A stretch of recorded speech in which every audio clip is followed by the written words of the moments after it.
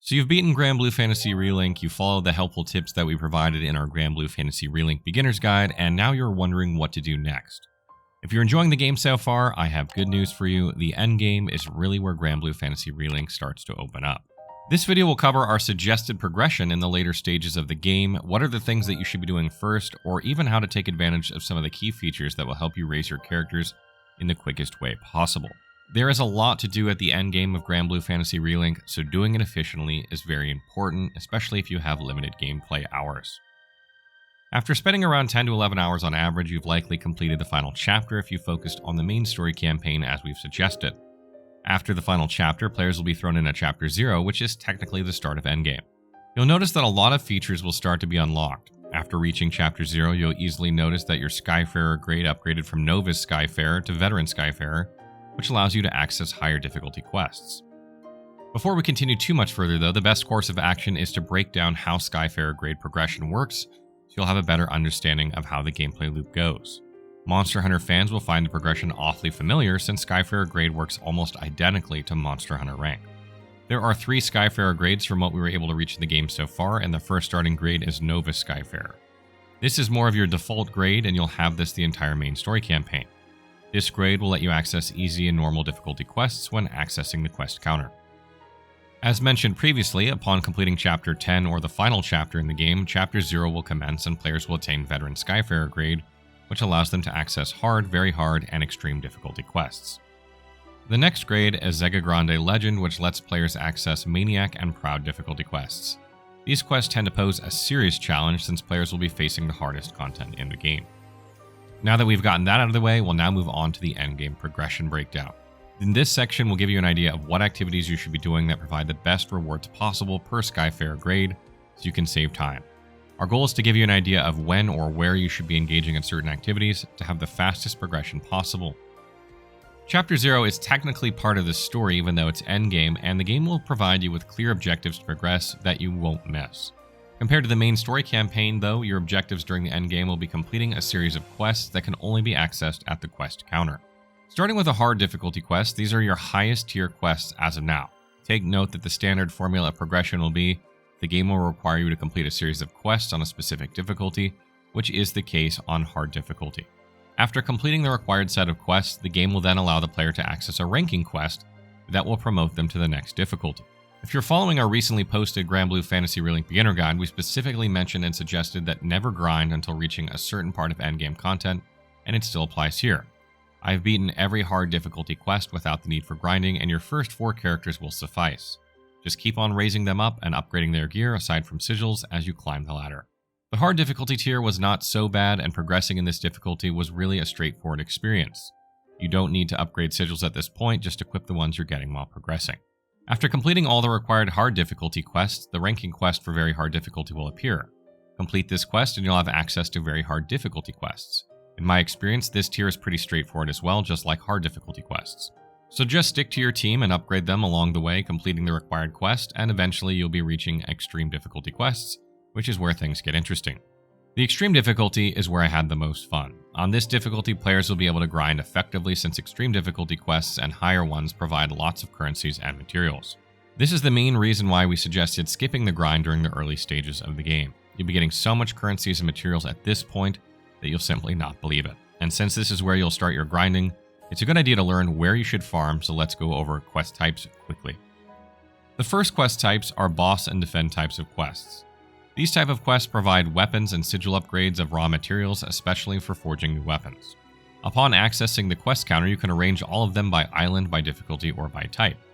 Head to the tab type and you'll notice that each quest type has its purpose. It's more about explaining the possible rewards that you'll be getting. The next quests are conquest and horde types. These quests drop fortitude crystals, which you can use to level up your weapons. You will be spamming these a lot since you need a lot of fortitude crystals in order to upgrade your weapons. Next on the list are survival and explore types, and what these quests provide are tons of experience and mastery points. Depending on your needs, you'll know where to farm. Always remember to only spam extreme or higher difficulty quests to avoid wasting time. Now, depending on your party composition, the best spots of quests may deeply vary. What I do is access the highest quests available that I can clear efficiently when farming certain raw equipment materials. When farming XP, for example, I usually go for a survival type extreme difficulty quest and spam it. I highly suggest running the available quests and finding spots that you can comfortably and efficiently clear. When grinding at extreme difficulty, you'll be able to max your first 4 characters in no time in terms of levels, advance their masteries, level up weapons fast, and most importantly, get more sigils, which I'll be explaining a little bit later on. Before progressing to the next tier, your first 4 characters should be level 100 and have at least level 100 weapons. It is expected as well that they have decent mastery progression during this period and have the right sigils that match their builds. So you've managed to get a little bit of footing at endgame after all the grinding and you decided to progress even further. The next difficulty is Maniac, and this is where you'll be unlocking more quests that can provide better rewards, so keep an eye on that. In this difficulty, you will start to feel that enemies are getting stronger and you'll be forced to learn some of the mechanics of fights. Grinding in this difficulty will allow players to have access to level 150 weapons, more efficient ways to get sigils, and more. It is advisable to have your character's weapons reach levels 125 to 150 and have tier 4 or tier 5 sigils equipped. But most importantly, character masteries need to be around 60 to 80% progressed for both offense and defense, and about 35% progress in the collections tab. Now on to the next difficulty, and this is where things really start to get spicy. In this difficulty, you'll be dealing with level 120 enemies with huge health pools, so proper preparation is needed. Not that enemies are tanky here, but they can easily one-shot your characters, especially when tackling fights that have mechanics. It is suggested that you have level 150 weapons, fully upgraded tier 4 and 5 sigils, defined builds that suit your character playstyles, and even 90 to 100% progress for offensive and defensive masteries. It's time to go all out, as fights will drag on in most cases if you come unprepared. You will be spending a lot of time here since you'll be maxing out your first 4 characters. Although we did have significant returns when farming in extreme and maniac difficulty quests, masteries and upgrading sigils take time. Reaching level 150 for all the available weapons for a certain character will take a lot of time as well, but it will pay dividends as you unlock more stats from the collection's mastery. After you've maxed out your first 4 characters, taking advantage of elemental weakness will be your next course of action. In order to do this, you'll need to raise up more characters and begin maxing them out, so you have access to more different elements. Getting all the additional damage that you can get will be helpful, especially since bosses will have millions of HP. Final tips. A couple of suggestions before I wrap up this guide. I keep on mentioning equipping decent sigils previously, but in this section I'll provide the exact methods that you need to take advantage to get the best sigils in the game.